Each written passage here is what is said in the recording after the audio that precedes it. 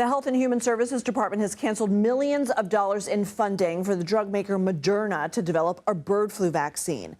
The company said it was notified Wednesday the agency was scrapping $766 million awarded during the Biden administration to create vaccines to fight against pandemic flu viruses, including the H5N1 bird flu. Moderna said an early trial tested in 300 healthy adults showed positive results. HHS Secretary Robert F. Kennedy Jr. has expressed skepticism over the safety of mRNA vaccines. CBS News health reporter Alex Tin joins us now. So, Alex, can you tell me more about why this funding is being cut? Yeah, what the department says is that their cancellation of this funding to Moderna's H5N1 pandemic influenza vaccine is part of what they call a larger shift away from mRNA vaccines in general, not just Moderna's, but the whole platform. And the reason they cite is just what Secretary Kennedy has long complained about, his deep-seated concerns about the safety of these vaccines. It's important to note, of course, that lots of people we talk to, experts, federal health officials, current and former, none of them have expressed any doubt about the safety of these mRNA vaccines. If anything, these are some of the most rigorously tested for safety that the federal government has ever funded. But of course, these are the concerns that they're citing. They cite a recent Senate investigation by Republicans on the Senate committee that looked into these concerns. And because of all of those concerns, they're saying they no longer want to fund mRNA vaccines, including Moderna's bird flu vaccine. So let's talk about why this matters. We know bird flu viruses spilled from wild bird into cattle in the U.S. last year, infecting hundreds of animals in several states.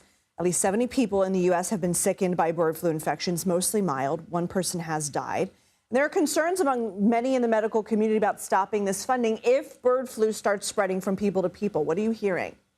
Yeah, that's right. I mean, look, the whole reason that the federal government is funding Moderna's bird flu vaccine, it's not just some big fancy schmancy research project. The money is coming specifically for pandemic preparedness, right? The whole reason that the contracts are drawn up in this way, that they're awarded by HHS in this way and in this amount, is because they want America at the front of the line when it's time to get those vaccines. If, God forbid, we do have a pandemic influenza from bird flu or some other type of influenza. Part of the reason that the mRNA vaccines, people might remember, are so useful for pandemics is because they can be so quickly adapted to whatever the strain is that might be driving a new pandemic. That was part of the reason that the Biden administration in the final days issued this award to Moderna, thinking that it was important to get to the front of the line to make sure they had their foot in the door at Moderna and had a clause in that contract that said, in exchange for giving you $590 million, you will make sure that you provide us with some of those first doses of that vaccine for our stockpile, and of course, eventually for a pandemic situation.